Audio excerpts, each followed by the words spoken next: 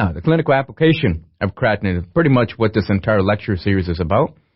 Do we use creatinine clearance? Yeah, but rarely, okay?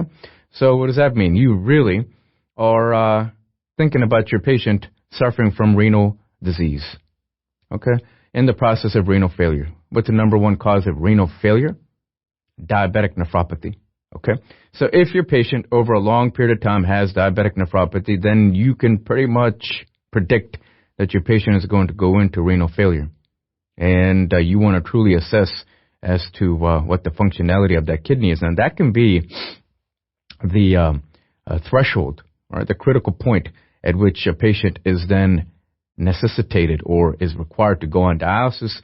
Can vary from patient to patient. So we're not going to get into actual kidney function or percentage that then takes you into dialysis.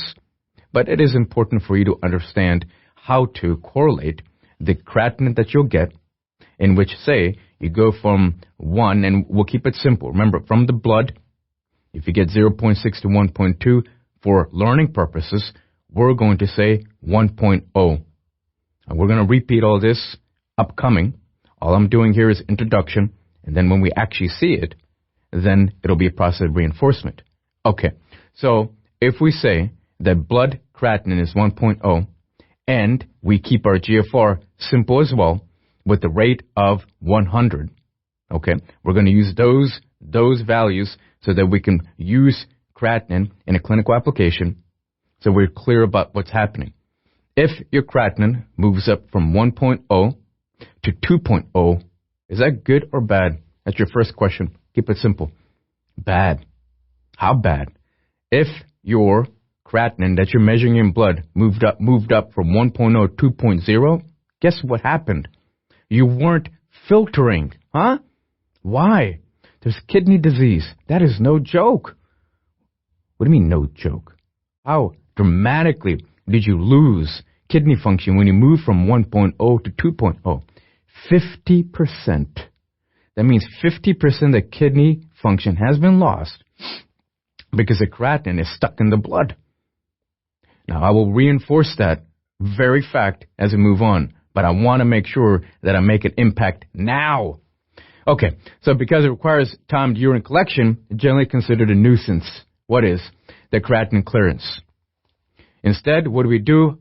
Understand this point versus the points that I just made, which is here, you as a clinician are quickly going to assess the functionality of the kidney by checking the creatinine in the plasma.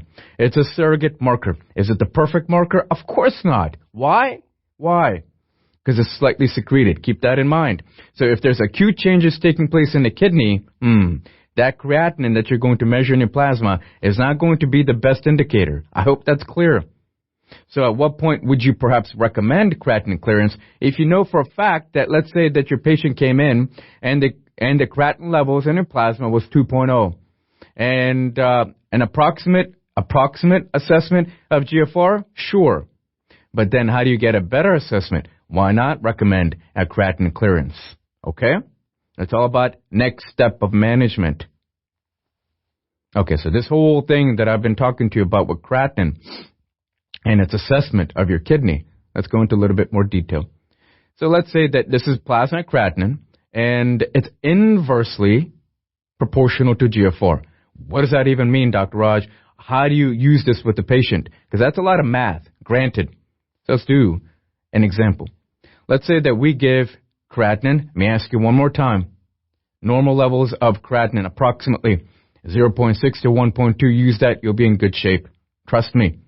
So now you get a creatinine level 1.0. What does that mean? That means you're within normal range of GFR, and we will use GFR here for learning purposes as 100, and I want to harp on the units here. Milliliters per minute. Milliliters per minute. Allow my voice and what I'm telling you to haunt you forevermore. The units of GFR, milliliters per minute. Are you hearing me in your dreams? Now, what if your creatinine moved up to 2? If it moved up to 2, what is this? What kind of creatinine is this? Plasma. So what happened? Oh no, GFR has dropped. How much? By 50%. So if normal GFR was 100, your GFR now dropped down to approximately 50 milliliters per minute. That is the biggest drop in percentage as you go from 1 to 2. Now, let's say that your creatinine moved up to 3. Where is my creatinine? This means plasma. What's normal? 0.6 to 1.2. I'm going to keep repeating this. If you moved up to 3, then you lost, well, now you moved down to 33. And as you go from 3 to 4, it's 25. Now, you tell me, where is there the biggest drop? As you went from 3 to 4 or 1 to 2? What am I referring to? The creatinine. Where? In your plasma. If your creatinine goes from 1 to 2 in the plasma, you've dropped by 50%.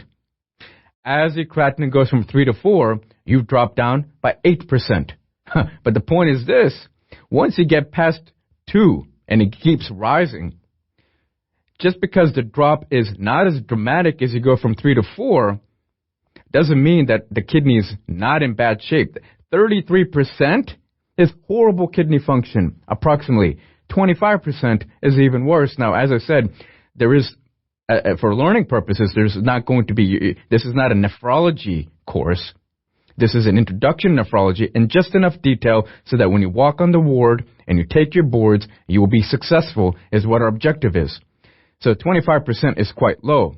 Now, in terms of is that patient required to go on dialysis, well, that depends on the overall well-being of your patient. And that can differ from patient to patient. I hope that's clear. And only if it is, are you permitted to move on. Next. Okay, clinical application further. That's everything we just talked about, so let's go ahead and read here a little bit. We have a GFR, and as we go from 1 to 2, that is much more of a significant drop as opposed to your creatinine going from 4 to 5. Is that clear? What does that mean to you again? Close your eyes. Where's this creatinine? In the plasma. Compared to creatinine clearance. This is plasma. What's normal? 0.6 to 1.2. We're going to use 1. As you go from 1 to 2, how much did your kidney function drop? By 50%. Much more significant. Now, if it goes from 4 to 5, my goodness, the drop is not going to be as dramatic, but both are really bad. Okay? And how do you assess this further? Well, we'll walk into that. Right now, I truly want to make sure that we lay down the foundation for creatinine. Now, as we get older, understand that maybe perhaps our GFR drops naturally. Okay? But before we move on, also keep in mind that with creatinine, it is slightly secreted. What does that mean to you? One more time. Tell me the relationship between clearance and GFR. GFR is filtration. Clearance is what's actually being evacuated. And with creatinine, it is slightly secreted. Thus, your clearance is greater than GFR. Understood.